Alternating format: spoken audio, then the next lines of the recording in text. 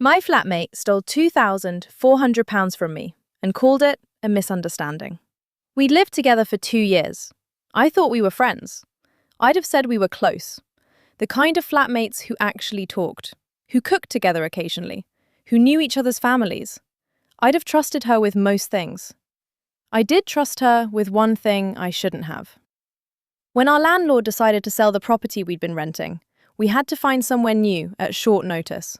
6 weeks to find a place in a city where the rental market was brutal. We decided to look together. Same budget, same area, easier as a pair. We found somewhere we both loved. The landlord wanted first month, last month, and a deposit up front. £2,400 each. £4,800 total. My flatmate said she was having a short-term cash flow problem. Her salary came in cycles, and the timing was bad. She asked if I could cover her share temporarily, and she'd transfer it back within 3 weeks. I knew her. I trusted her. I transferred the money. 3 weeks passed. Nothing. I asked. She said she'd been dealing with something personal, and it had slipped her mind. She'd do it that week. That week passed. Then another. Then, one Friday evening, I came home to find her bedroom door open and the room empty. She'd moved out. While I was at work, without a word. She'd blocked me on everything by the time I got home. WhatsApp, Instagram, everything. I found out through a mutual friend that she'd moved in with someone she'd been seeing, someone I'd never heard her mention, in a flat on the other side of the city. I stood in her empty bedroom for a long time. The money wasn't going to come back on its own. I knew that immediately. What I didn't know was whether I had any way of getting it back at all. I started with the evidence. I had the bank transfer. I had our message thread where she'd explicitly asked me to cover her share and promised to pay it back within 3 weeks. I had a follow-up message where she'd acknowledged it had slipped her mind and confirmed she'd pay that week. In legal terms, I had something close to a written acknowledgement of a debt. I spoke to Citizens' Advice. They were clear. This was a civil debt, and small claims court was the appropriate route. The limit for small claims in England is £10,000. My £2,400 was well within it. The fee to file was £115. I filed the same day.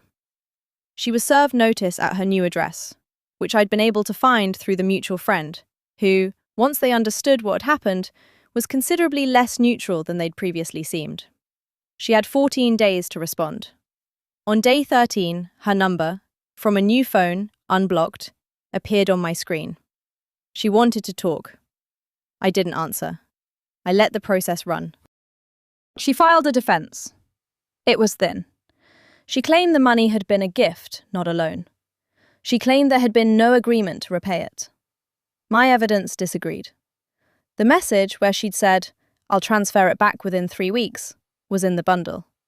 The follow-up, where she'd said, "It slipped my mind, I'll do it this week," was in the bundle. The bank transfer, showing the exact amount on the exact date, was in the bundle. The judge reviewed everything on the papers first, a standard process for straightforward small claims. He did not find in her favour. I received a county court judgment against her for the full £2,400 plus the £115 filing fee plus interest. Total, £2,567. She didn't pay immediately.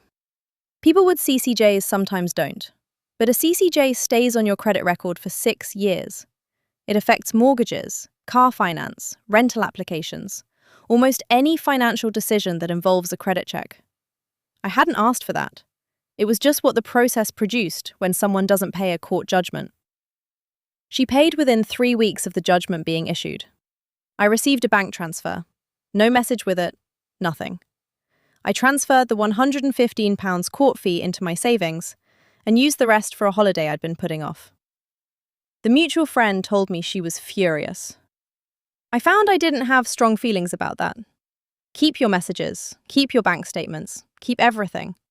And if someone has ever done something like this to you, drop it in the comments. If you want more complete stories, with no part 2s that never come, follow the page. New story every day.